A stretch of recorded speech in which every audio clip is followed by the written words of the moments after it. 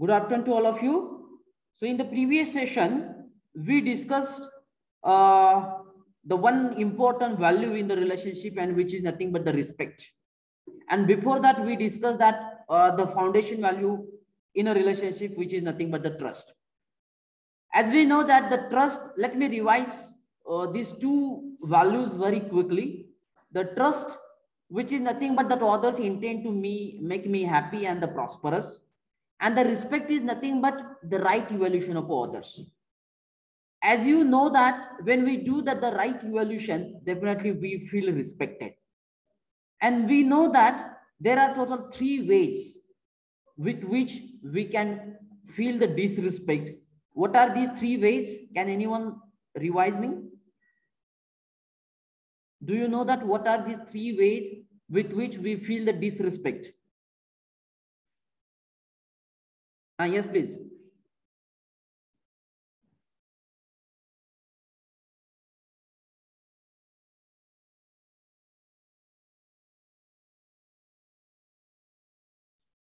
So the disrespect can take place in these 3 ways. Number 1 is over-evaluation, under-evaluation, and that otherwise evaluation. So with these 3 ways, or if we do that evaluation with these 3 ways, definitely we feel disrespect is there. It means that the respect is nothing but the right evaluation, and what is the minimum content of a respect in the relationship. The minimum content is other is similar to me. It's right. And with this, we discussed that the differentiation on the basis of the 3 things in the previous session. We discussed that the differentiation on the basis of body, differentiation on the basis of physical facility, and on the basis of beliefs. Let me clear the things. We can always differentiate in between that the human being based on that body, just like age, gender, race, and the physical strength. Similarly, on the basis of physical facility, we differentiate in a human being just like a wealth and the post. Similarly, on the basis of beliefs, we can also differentiate in between that human being just like a isms, sex, info. So these are the certain types of a differentiation in that human being. And you know that when we do the differentiation in between the human being, definitely we will not feel the respect, but in place of respect, we feel disrespect, because these things are not actually acceptable, naturally acceptable. म्हणजे की आपण या सर्व मानव जातीचं या age वरून, gender वरून, physical strength वरून किंवा वेल्थ असेल, पोस्ट असेल, या बेसिस वरती डिफरन्शिएट करणं हे नॅचरली ऍक्सेप्टेबल नाहीये, because we know that we all that all human being. Is it right? Our program is same, our intention is same, and also our potential is also same, that we already learn. On the basis of that, we say that all human beings or other is similar to me. Is it right? So these are the differentiation point is that the complete content of respect. म्हणजे आता तुमच्या हे लक्षात आलं असेल की जर आपण जर इतरांमध्ये भेदाभेद केला किंवा भेदभाव केला तर आपल्यामध्ये रिस्पेक्ट राहणार नाही, किंवा आपल्या रिलेशनशिप मध्ये रिस्पेक्ट राहणार नाही. Is it that clear? मग त्याच्यासाठी मिनिमम कंटेंट पण आपण बघितला, तर तो मिनिमम कंटेंट हा काय होता की that other is similar to me. Now little bit I just change this sentence, we are complementary to each other. Other is similar to me. Either you can say that other is similar to me, or you can say that we are complementary of each other. म्हणजे आपण एकमेकाला पूरक आहोत, आपण एकमेक same आहोत, सगळे समान आहेत. हे ज्यावेळेस फिलिंग आपल्यामध्ये असेल, then we feel the respect in that relationship. At the level of self only the competence could be different. म्हणजे आपल्याला माहित आहे की आपलं प्रोग्राम सेम आहे, आपलं इंटेन्शन सेम आहे, त्याच्यानंतर आपलं पोटेन्शियल सेम आहे. डिफरन्स जो आहे तो फक्त कॉम्पिटन्स लेवल वरती आहे. Is it right? And this competence means how much of the potential of the self has been realized. म्हणजे जसं की यापूर्वी मी सांगितलं होतं की ज्यावेळेस माणूस जन्माला येतोय सगळ्यांचा प्रोग्राम सेम आहे, सगळ्यांचं इंटेन्शन सेम आहे, त्याच्यानंतर सगळ्यांचं पोटेन्शियल पण सेम आहे. पण आपण आपलं स्वतःचं पोटेन्शियल किती रिअलाइज करतोय म्हणजे किती ओळखतोय त्याच्यानुसार आपली कॉम्पिटन्स लेवल ठरते. Every person having the same potential but we cannot realise this thing. This is our problem. म्हणजे आपल्यामध्ये सगळ्यांमध्ये पोटेन्शियल सेम आहे, पण प्रत्येक व्यक्ती स्वतःमधलं पोटेन्शियल हे कमी जास्त प्रमाणामध्ये ओळखू शकतो. आणि actually that is the problem of that person is that. म्हणजे ज्या व्यक्तींनी स्वतःचं पोटेन्शियल चांगल्या प्रकारे ओळखलंय म्हणजेच काय की स्वतःला चांगल्या प्रकारे माहीत करून घेतलंय, self exploration, definitely the competence level of that person will be high. आणि ज्या व्यक्तींनी स्वतःला ओळखलेलंच नाहीये म्हणजे त्यांचं पोटेन्शियल पण त्यांना माहित नाहीये, so definitely that person having the low competence level. Means what is required? The self exploration is required, and with the help of the self exploration one can realize his or her potential. That is the point here. Is it right? Oneself may be realized more of its potential. जसं मी आता सांगितलं की काही व्यक्ती त्यांचं potential चांगल्या प्रकारे ओळखू शकतात, while another may have realized the less of its potential. काही व्यक्तींना स्वतःचं पोटेन्शियल ओळखता येत नाही. But the fact is that every being or that every human being having the same potential. Is it right? This difference in competence is to be the complementary of each other, not to discriminate or exploit each other. म्हणजे आपल्यामध्ये फक्त competence लेवलचा difference आहे. दुसरा व्यक्ती माझ्यासारखा same आहे म्हणून मी त्याचा भेदभाव करायचा नाही किंवा त्याचं शोषण करायचं नाही. एक्सप्लॉइट म्हणजे काय? शोषण करणे. डिस्क्रिमिनेट म्हणजे काय? भेदभाव करणे. कारण दुसऱ्या व्यक्तीचा पण प्रोग्राम माझ्यासारखाच आहे, दुसऱ्या व्यक्तीचं पोटेन्शियल पण माझ्या एवढंच आहे, दुसऱ्या व्यक्तीचं पण इंटेन्शन माझ्यासारखंच आहे, दुसऱ्या व्यक्तीला पण वाटतंय की आपण कायम आनंदी आणि प्रॉस्परस राहायला पाहिजे. That's why we say that we are the complementary of each other. Get it, my point? And this sentence may be asked for MCQ type of question in that university exam. That we are dot dot of each other, and the options are given. Out of that, the one options it may be the complementary. So you must know that. Kiwa, that other is similar to me. This sentence also it may also ask for MCQ type of a question. Other is similar, and we are complementary to each other. Please try to remember these two sentences. I think here I have written the complete content of respect is to be able to see that other is similar to me and we are complementary to each other. म्हणजे आपण सगळे किंवा दुसरा व्यक्ती माझ्यासारखाच आहे आणि आपण सगळे सेम आहोत हे फिलिंग ज्यावेळेस आपल्यामध्ये असेल त्यावेळेस डेफिनेटली आपल्याला त्या रिलेशनशिप मध्ये रिस्पेक्ट फिलिंग मिळणार आहे. That is the point. पण आता जर तुम्ही थोडंसं या पॉइंट वरती डेप्थ मध्ये जाऊन विचार करण्याचा प्रयत्न केला किंवा तुमचं या पॉइंट बाबत किती क्लॅरिटी आहे तुमच्यामध्ये हे जर तुम्ही चेक केलं through the self exploration, then you definitely you can realise the thing here. We always do the differentiation. 99% our behaviour is based on the differentiation. कारण आपल्या समाजामध्ये तो जो पॉइंट आहे तो फार आतपर्यंत रुजला गेलेला आहे. म्हणजे आपण एजच्या बेसिसवरती डिफरन्शिएट करू शकतो किंवा करतोय. तू लहान आहेस, मी मोठा आहे, तुला समजत नाही, मला जास्त समजतंय. किंवा जेंडरच्या बेसिसवरती आपण डिफरन्शिएशन करतो. मग ते मध्ये गर्ल्स असेल, बॉयज असेल, अशा प्रकारे आपण डिफरन्शिएशन करतो. त्याच्यानंतर आपण फिजिकल स्ट्रेंथच्या बेसवरती डिफरन्शिएशन करतो की माझ्याकडे ताकद जास्त आहे, तुझ्याकडे ताकद कमी आहे, माझ्याकडे बल जास्त आहे, अशा प्रकारे. त्याच्यानंतर आपण डिफरन्शिएशन वेल्थ, हे तर मला वाटतंय 100% म्हणलं तरी हरकत नाही. आज समाजामध्ये जर बघितलं तर श्रीमंत आणि गरीब वर्ग हा जो काय डिफरन्स आहे तो डिफरन्स फक्त आपण स्वतः तयार केलेला आहोत. It is just the differentiation due to the wealth. Is it that clear? Do you agree with my point? Yes or no? Get it my point? मग हे डिफरन्शिएशन नेमकं कशासाठी आहे? कारण हे तुमच्याकडे पैसा किती आहे, तुमच्याकडे शक्ती किती आहे, बल किती आहे, तुमच्याकडे पोस्ट कोणती आहे, हे मॅटर करतंय का तुम्हाला अल्टिमेटली काय हवं आहे हे मॅटर करताय. what is your opinion? What you want ultimately? Continuous happiness. Yes, it's a continuous happiness and the prosperity. मग ते जर सगळ्यांचं सेम असेल, त्याच्यानंतर ते फुलफिल करण्याचा प्रोग्राम सगळ्यांचा सेम असेल, पोटेन्शियल सगळ्यांचं सेम असेल, then why we will not consider that other is similar to me? This is my point.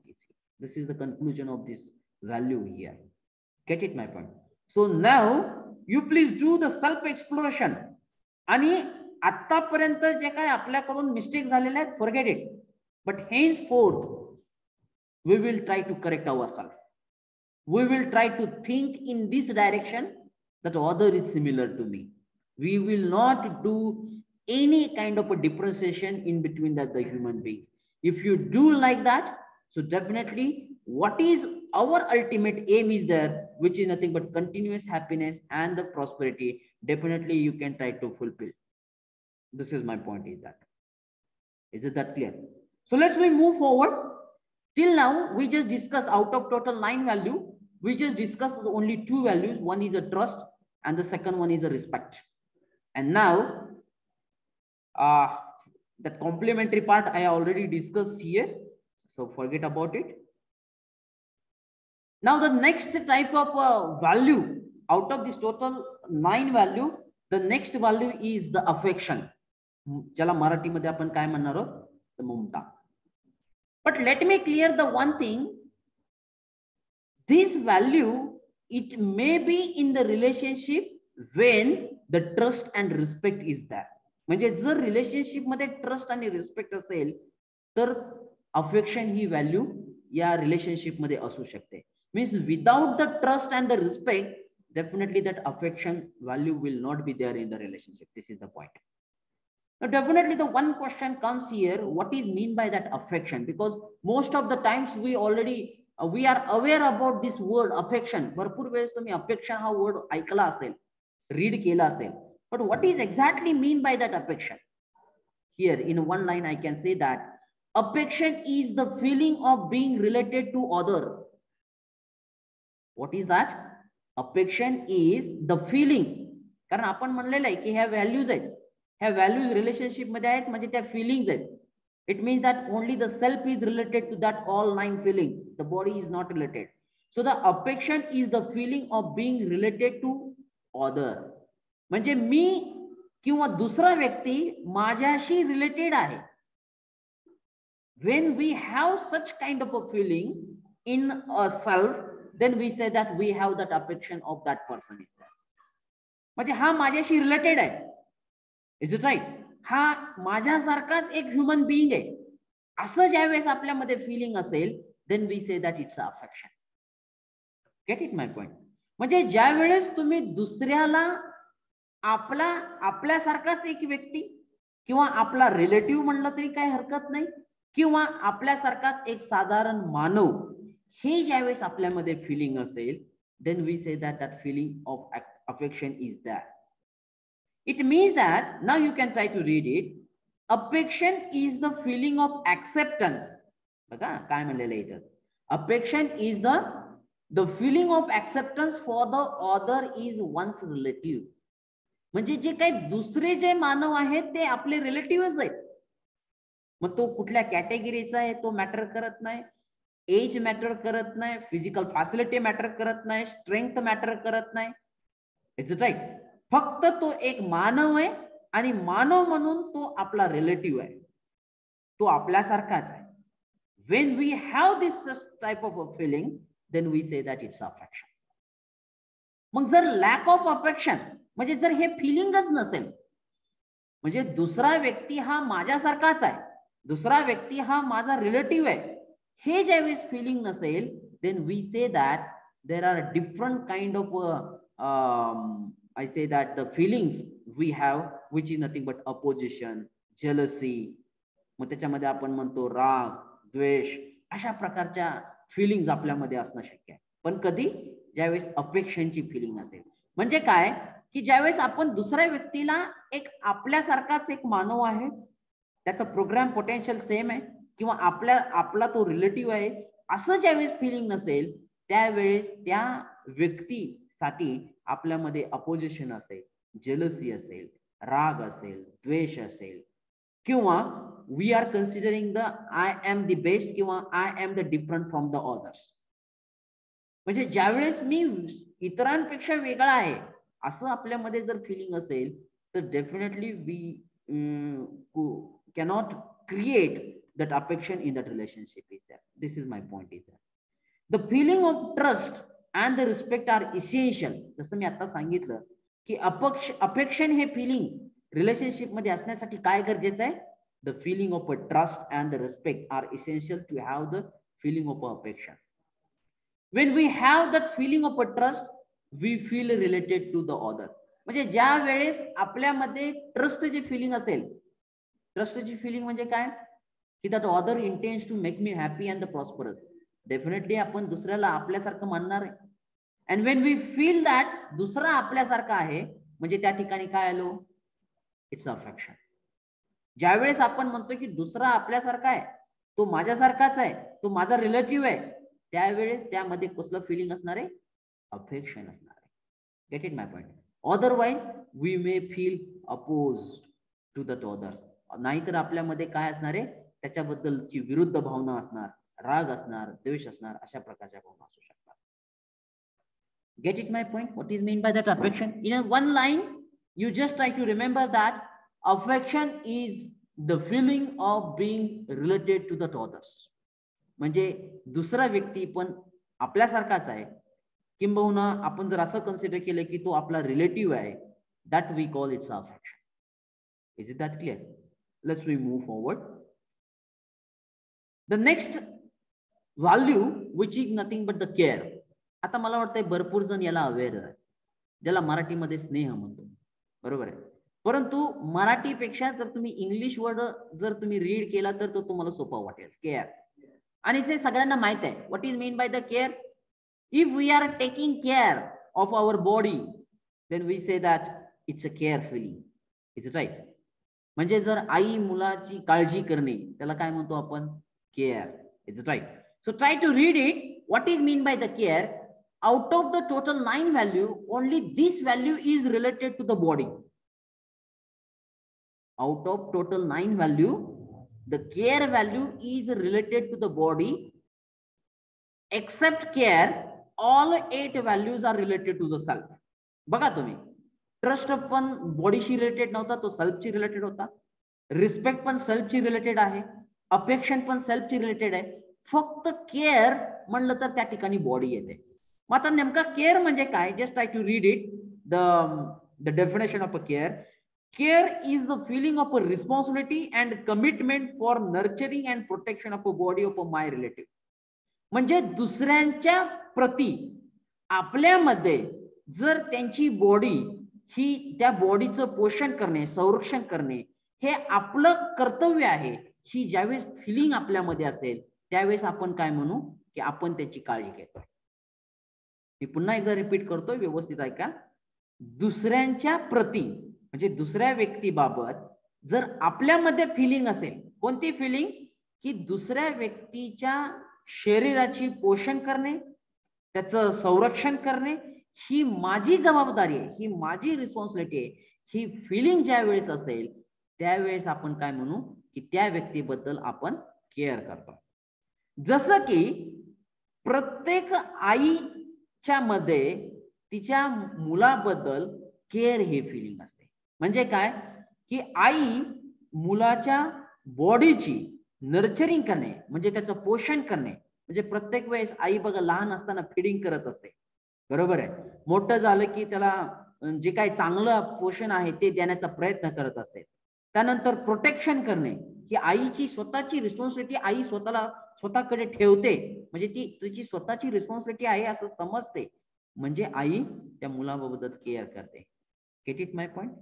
मग आता तुम्ही सुद्धा सेल्फ एक्सप्लोरेशन करा की is there any person about which we are taking care of nurturing and the protection of a body. म्हणजे असे तुमच्या जीवनामध्ये किती व्यक्ती आहेत की तुम्हाला तुमच्यामध्ये असं फिलिंग आहे की त्यांच्या शरीराचं पोषण करणे किंवा त्यांचं प्रोटेक्शन करणं ही माझी रिस्पॉन्सिबिलिटी आहे. मग मुलगा पण आईबद्दल केअर करू शकतो, कारण मुलाच्या मध्ये पण सुद्धा ते फिलिंग असू शकतं की बाबा ही माझी आई आहे, मग त्याच्या शरीराचं पोषण करणे, त्याचं संरक्षण करणे ही माझी रिस्पॉन्सिबिलिटी आहे, माझं कर्तव्य आहे. तरी देखील आपण त्या ठिकाणी काय म्हणू शकतो की मुलाच्या सेल्फ मध्ये आईबद्दल केअर हे फिलिंग आहे. Get it my point? That's why I say that out of this total 9 value, only this care value is related to the body. कारण त्या ठिकाणी काय येतंय? नर्चरिंग म्हणजे पोषण करणे आणि प्रोटेक्शन म्हणजे संरक्षण करणे of a body. So now once again all of you please try to read the sentence. The care is the feeling of a responsibility and commitment for nurturing and the protection of a body of my relative. म्हणजे दुसऱ्या व्यक्तीप्रती आपल्यामध्ये त्याच्या body बद्दल पोषण करणे किंवा संरक्षण करण्याची फिलिंग म्हणजे ज्याला आपण केअर म्हणू शकतो. With the feeling of affection. आता अफेक्शन म्हणजे काय पुन्हा एकदा लक्षात घ्या. अफेक्शन म्हणजे काय की दुसरा हा माझ्यासारखाच आहे, दुसरा हा माझा रिलेटिव्ह आहे.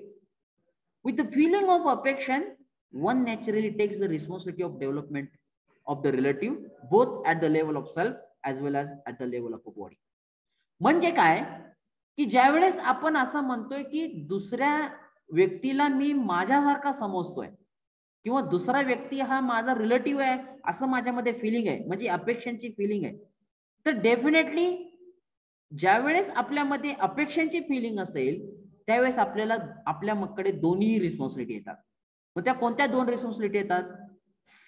दुसऱ्याच्या सेल्फ बद्दल आणि दुसऱ्याच्या बॉडी बद्दल. ज्या अर्थी मी म्हणतोय की दुसरा हा माझ्यासारखा आहे किंवा माझा रिलेटिव्ह आहे, तर डेफिनेटली आपल्यामध्ये ती रिस्पॉन्सिबिलिटी येते नॅचरली किंवा त्याच्या शरीराचं पोषण करणे किंवा त्याच्या शरीराचं संरक्षण करणे. अँड अनदर वन फिलिंग येईल की त्यामध्ये सेल्फ बद्दल सुद्धा, म्हणजे त्याचा सेल्फ आणि त्याची रिक्वायरमेंट काय आहे ते सुद्धा आपल्यामध्ये ती रिस्पॉन्सिबिलिटी येऊ शकते. It means that the care is not related to the self, but it is related to the body only. But with the help of that affection, both the things it will be naturally comes. Naturally it takes place. The responsibility of our relatives is there. So being responsible to the body of one's relative is a care. Last line मध्ये त्याचं conclusion लिहिलंय बघा. Being responsible to the body of one's relative. म्हणजे जर दुसऱ्याच्या पोषण किंवा संरक्षण करण्याची रिस्पॉन्सिबिलिटी आपल्यामध्ये असेल तर त्या ठिकाणी दुसऱ्याबद्दल आपल्यामध्ये काय असणार आहे? केअर असणार आहे. Please try to remember. Okay, let's we move forward. The fifth one value we call it's a guidance, वात्सल्य. Can anyone define me what is, because I think you might be know that what is mean by the guidance. We call in Marathi, we call it Vatsalya. What is mean by the guidance? What you know about the guidance? Now, right now, I am guiding to you to understand the UHV subjects. Am I right? That is the guidance. That is the guidance. Is it right? So this is nothing but the guidance. And now if you try to remember, आता ज्या अर्थी मी तुम्हाला UHV समजून सांगण्यासाठी guide करतोय, म्हणजे त्यातला अर्थ लक्षात घ्या की UHV विषय समजून सांगण्यासाठी मी ज्यावरती तुम्हाला मी गाईड करतोय, म्हणजे तुमच्या सेल्फ मध्ये राईट अंडरस्टँडिंग आणि राईट फिलिंग डेव्हलप करतोय. That is my job, that is my responsibility. Is it right? And that is called as a guidance. Most of the times we are working under the guidance of this teacher. Means what? It means that the guidance is the feeling of a responsibility and the commitment for the development of a self. म्हणजे ज्या वेळेस मी तुमच्या self मध्ये तुमच्या सेल्फची development होण्यासाठी माझी responsibility आहे असं समजतोय, ते म्हणजे झालं गायडन्स. मग त्या सेल्फची डेव्हलपमेंट म्हणजे काय? We know that what is required to develop that self. The two things, one is the right understanding and another one is the right feeling. It's right. It means that जर माझ्यामध्ये जर ती responsibility आहे की तुमच्या सेल्फमध्ये right understanding आणि right feeling हे डेव्हलप झालं पाहिजे, then I feel that, or that is called as a guidance. So here in a one line, that definition it is given. The guidance is the feeling of a responsibility and commitment for development of a self by ensuring the right understanding and the right feeling in the self of my relative. आता याच्यावरून मी एक प्रश्न विचारतो, बघा answer देता येते का?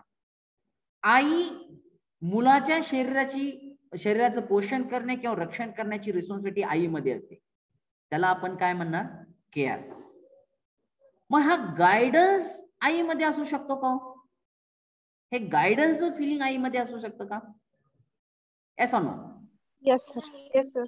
Absolutely yes. कारण आपल्या मुलामध्ये राईट अंडरस्टँडिंग आणि राईट फिलिंग असणं ही सुद्धा जबाबदारी आईची आहे.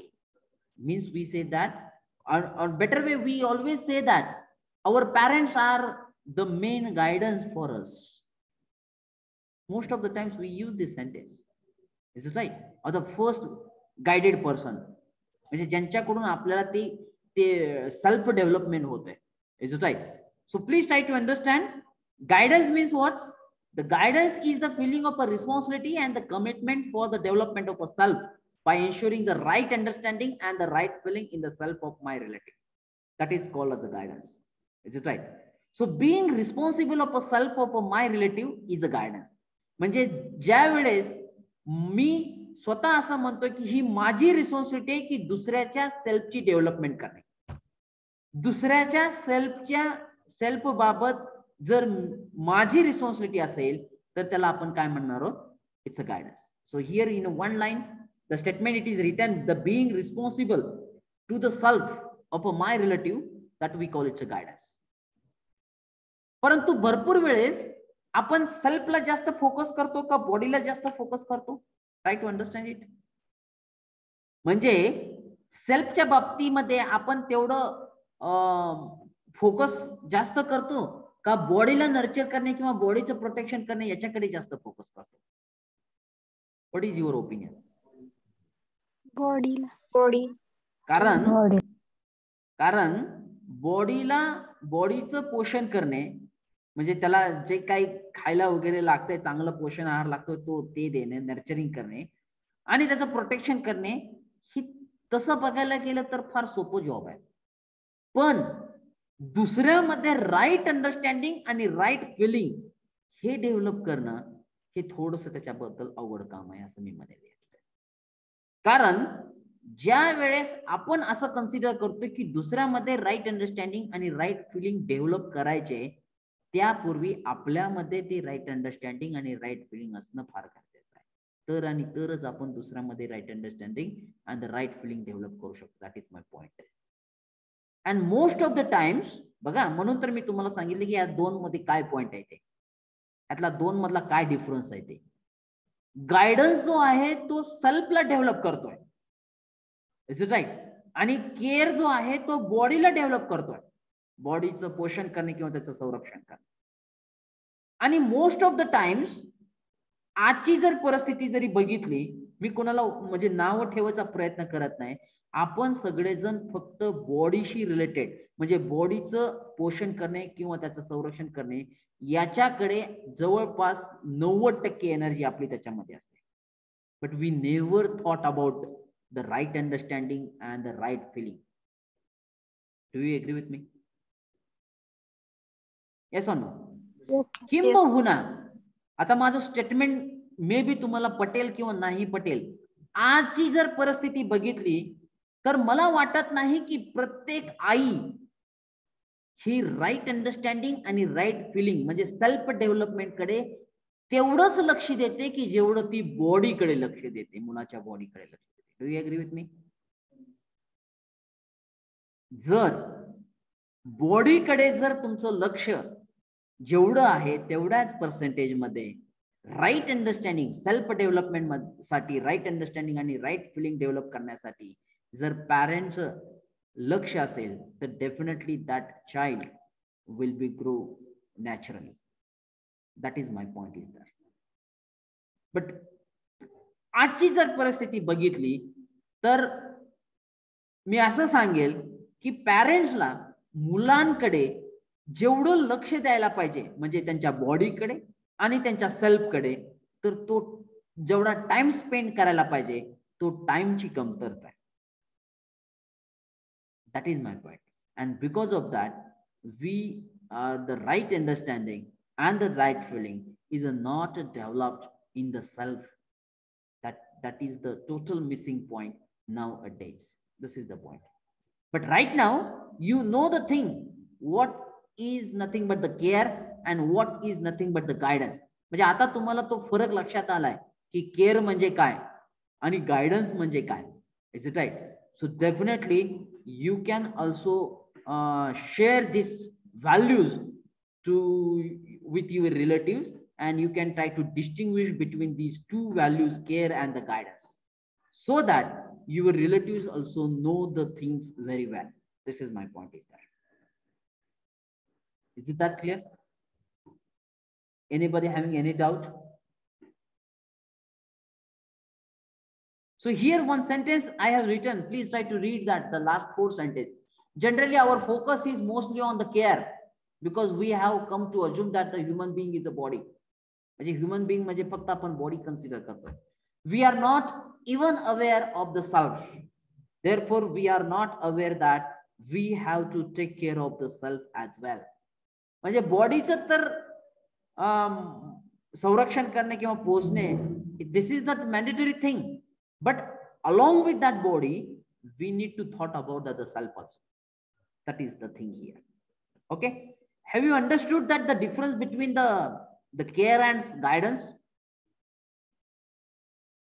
Yes or no? Yes or no? Am I audible? Yes, sir. Is it necessary to repeat these two things?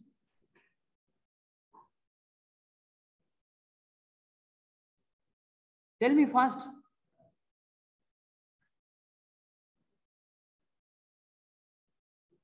Why I am not getting the response? Is it necessary to repeat these two values, the care and the guidance?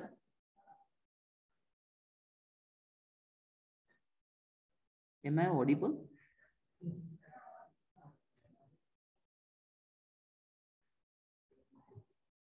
ऐकताय का lecture?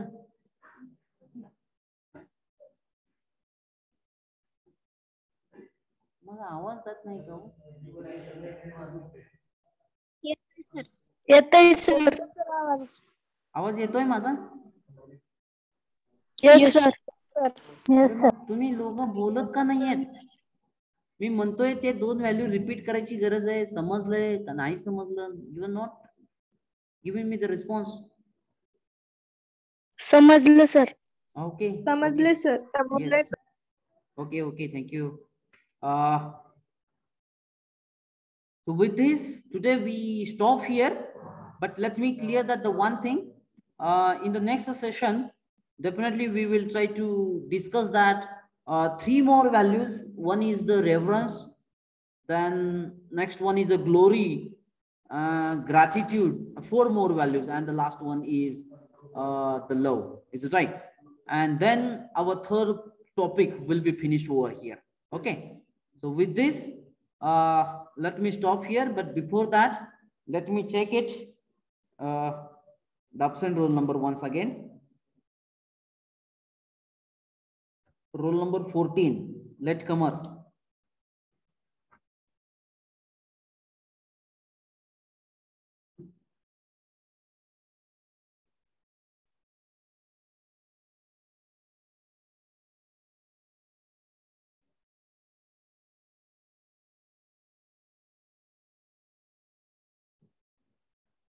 कोण आहे? अमित लोकरे. किती roll number? तुम्हाला ही मला वाटतं 3री वेळ सांगायची बघा, अमित लोकरे. डिविजनलेस नहीं है कहाँ?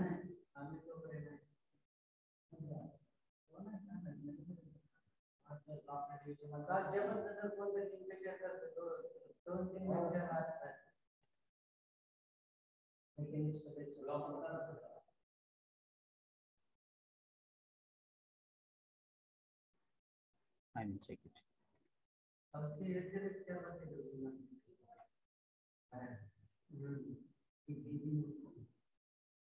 Okay, today we stop here. Thank you very much.